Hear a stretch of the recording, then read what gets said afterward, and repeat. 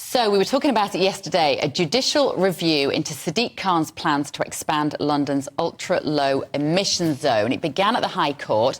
5 Conservative-led councils have launched legal action over the scheme, planned to cover the whole of London from the end of August. But also, it's not just London, is it? No, I think they've got one in Glasgow, Derby, Bristol, and so... Bath. Yeah, Bath, it's a daily charge of £9. Birmingham, it's £8. Yeah. Bristol, £9. So this is coming everywhere. And, of course, in London, £12.50 across every borough. Well, Howard Cox, founder of Fair Fuel UK's here. You were in court yesterday. How's it going? Well, it's difficult, as you probably appreciate in these things. They were actually putting out their early arguments. It's only a 2-day judicial review, so they've got to cram a lot in. But it was like watching paint dry, to be honest. I mean, that sort of thing. But it was packed out, a lot of press there. Yeah. And but there's certain things in it. The actual Conservatives who are actually putting this case and trying to, stop the ULEZ extension, but let's face it, judicial review is based on the procedure, not the decision itself. Yeah. And so what came out yesterday, there was some confusion on the side of the Conservative councillors, lawyers. They actually confused congestion charge with ULEZ, which got sniggered at by the obviously defence lawyers of TfL. And the judicial review, just to remind people, it's about proving irrationality in the decision-making. I was involved with the judicial review against the government into pushing the COVID vaccine on children. Yeah. And so I know a little bit about this process. And what you will have to prove, the Conservative councillors of those areas will have to prove, is that the decision that Sadiq Khan is taking is based on irrational thinking. The evidence is not there to justify the means, isn't it? What are your chances of proving that, Howard? Well, there's a lot of evidence. For example, last year, the public consultation agreement, what went through, 2 out of 3 disagreed with the ULEZ being extended. Yeah. 5,000 of my Fair Fuel UK supporters actually responded to that public consultation, but their responses was counted by 1 by Sadiq Khan and TfL. Now, that can't be right. So that's the process, Beverly, you're talking about, in terms of actually the irrationality is right, but was it unlawful getting that decision?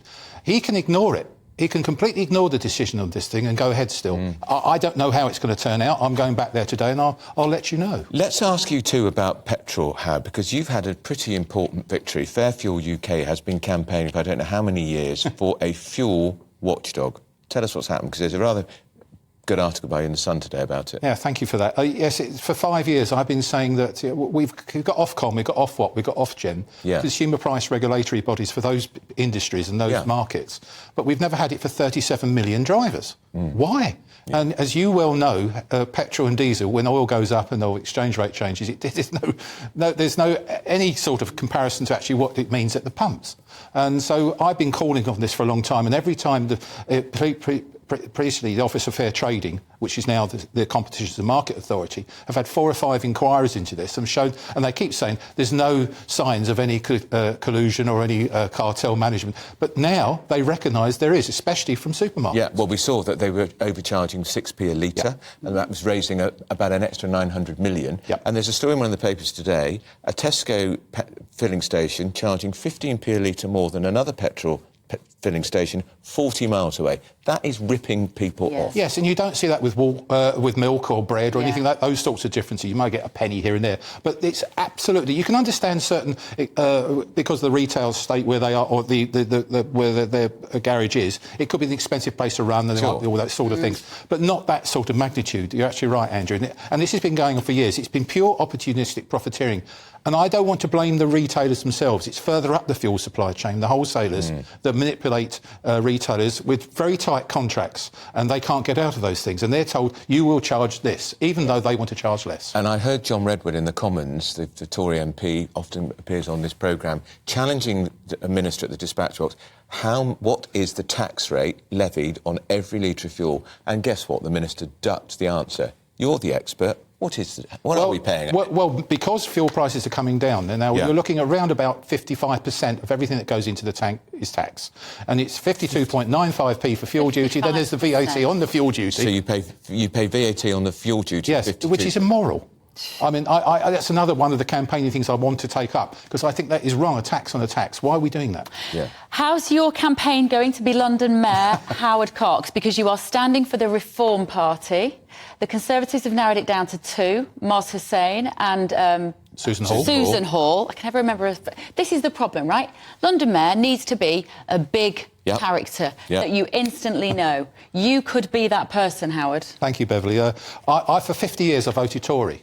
They're very cross with you for not standing for them. You do know that, don't yes, you? I know very much indeed. But equally, I've had lots of WhatsApp messages from senior Tories saying, well done, go for it, etc., particularly regarding the pump watch. But really, is there anyone with actually a track record? I'm sorry, it sounds big-headed, I'm blowing my trumpet, but I'm going to do it. Go for it.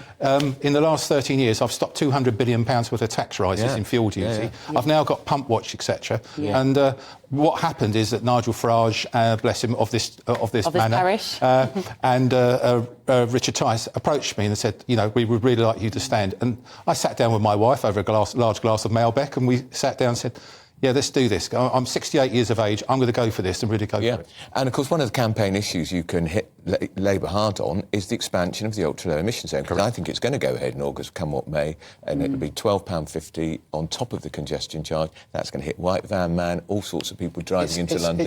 It's a hurtful tax. It hits, it's a regressive tax, small businesses and obviously low-income families. And also, let's not forget the fines, Howard. Already, in the 18 months we've had the ultra-low emission zone in the inner boroughs, £400 million.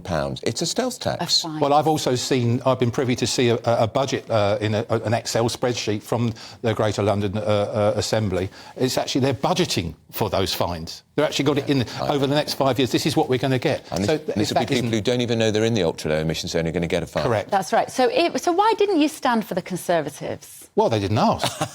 I've got some great friends. Well, more fool them. Well, a lot of the backbench. I mean, I'm very close to people like Robert Halfon, who's Mr. Fairfield UK, you know, for the last 13 years, and I adore that man. He's a great guy, and he can't do it now. He's in his job. He loves having education.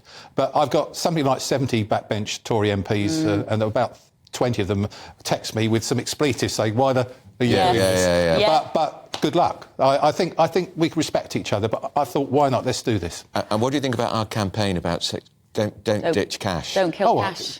I'm right behind you. Behind you. Of course I am. I'm an old man. I like a 10-bob note. Too. So let me just say then, Howard, so if these ULEZ expansions continue and you get voted in to be London Mayor, would you scrap them on day one?